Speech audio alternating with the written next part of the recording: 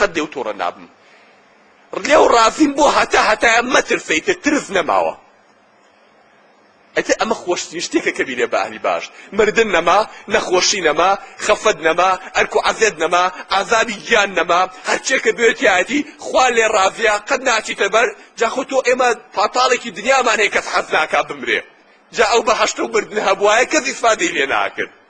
بۆیە کە خوای تەبارەک وتەعالە وای لەگەڵا کردن کە ئەو باشتە هەتایی بێ بڕانەوەینی ئەمەش بۆ خوا زۆر نییە ئێمە لە دنیایەکە فێنی مردون بوون بۆی وازانین هەموو شتێ بێ بمرێ ئینا خوا هەر هەبوو هەر ئەمێنێ زۆر ئەتیادی ئەوانەش بەو شێوەیە بە ئەبەدی خوای گەورە لەناو ئەو خۆشیە ئەیان هێڵێتەوە لەناو ئەو ئیسراحەتەیە ئەیان هێڵێتەوە بە بینینی ڕووی خۆی شادیان ئەکات لە هیچیان کەم نابێ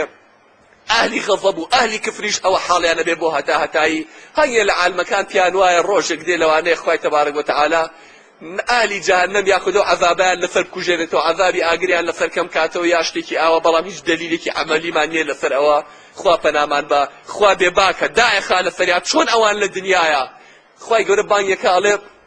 كذلك أتتك آياتي فنسيتها فكذلك اليوم تنسى ئاەتەکانم پۆل هاتە خوارەوە بەسەرتا ئەو خوێندەوە گوێ دێبوو علامتم پێ ئەدای نیشانم پێ ئەدای خەڵکم بۆ ئەناردی نەسیحەتەکە فنەسیتها هەر پشت پێ کردو لەبیر خۆتە بردەوە چۆن علامەت و بەڵگەکانی منە لە دنیای لەبیر بردەوە ئاەتەکانی منە لەبیر بردەوە منیش ئەمڕۆ تۆ لەبیرەکەم لەبیریانەکەوە لەناو جەهەنەما خوا پەنامان با بۆ هەتایی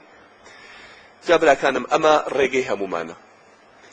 ئەمە ئەو ڕێگەیە ئەم شەوەمان بیرەکەوێتەوە جا سوبحانەڵڵا لە یەکێکتر لە خۆشەکانی بەهەشت برادەران ئەگەر حەزکەن یەکتر ببینن لە بەهەشتا لە بینی ئەم بەهەشت و ئەو بەهەشتەیە ڕێک وەکو بڵێ میوانخانەیەک دروستە بێ خوای گەورە بۆیان دروستەکە ڕێک ئەگەن بە یەکتر ئەچن بۆ لای یەکتر ئەم سەردانیەوەکە ئەو سەردانیەکە لێوەش هەر تەنها سەلام لەگەڵ یەکتر ئیتر خۆشەویستی مەحەبەت خێزان لەگەڵ یەکترا کۆ بێتەوە ئەولا لەگەڵ دایک و باوکە باو باپیرانی پێشووتری حەزەکەی ببینی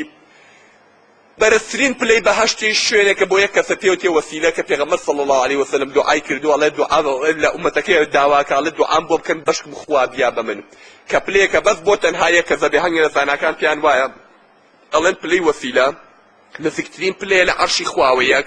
دووەمینیشان لەوێوە ئەوەی کە ئەهلی ئەو وەسیلێ بێ ئەتوانێت بێ بۆ هەموو باشتەکانی کە خەڵکەکە بەسەرکاتەوە یعنی زۆر ئەتیادی پێغەمبەری خوا صلی الله علیه وسلم دێ لەناو بەهەشتەکانی خۆمانە چیمانەکە سەردانمانەکە و دێنیمانەکات لەگەڵمانە دانیشێ قسەی خۆشمان بۆ ئەکات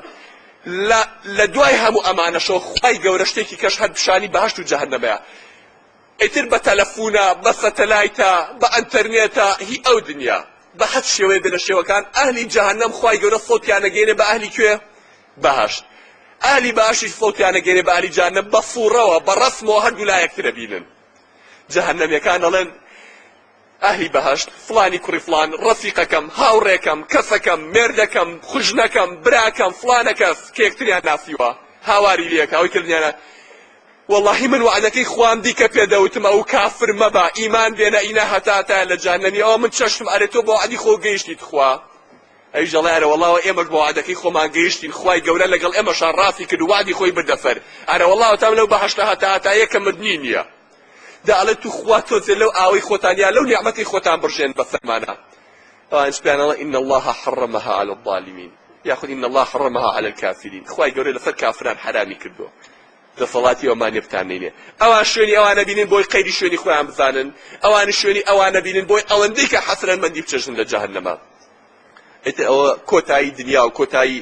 ئەم کەونە ئابەمە دێ با جەهەنەمێکی هەتاتایی یاخود بە بەهەشتێکی هەتاتایی ئێمەش ئاوا لە خەی غەفڵەتە ئالێرەکانە شەڕمانە لەسەر پاتاڵێکی دنیا لەسەر پارەیەکی دنیا لەسەر جلوبەرگێ لەسەر خانوویە لەسەر پارچە ئەرزێ لەسەر ئافرەتێ لەسەر کچێ لەسەر ژن و ژنخوازیە لەسەر چییە خوێنی یەکترە ڕێژین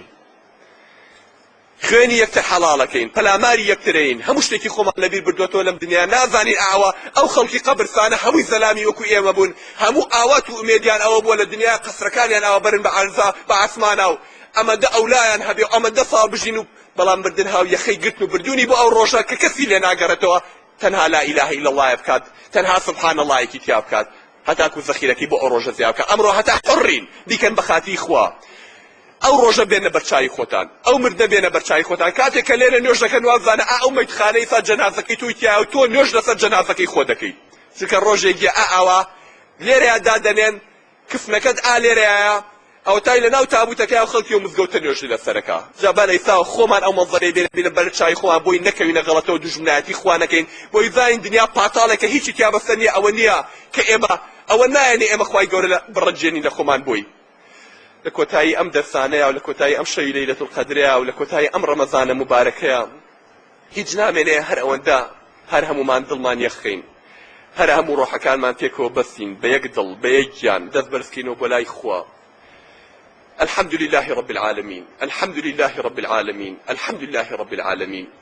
وصلى الله على محمد النبي الأمي وعلى آله وصحبه أجمعين اللهم إنا نسألك بأننا نشهد أنك أنت الله لا إله إلا أنت الأحد الصمد الذي لم يلد ولم يولد ولم يكن له كفوا أحد اللهم إنا نسألك بأننا نشهد أنك أنت الله لا إله إلا أنت الحي القيوم ذي الجلال والإكرام بديع السماوات والأرض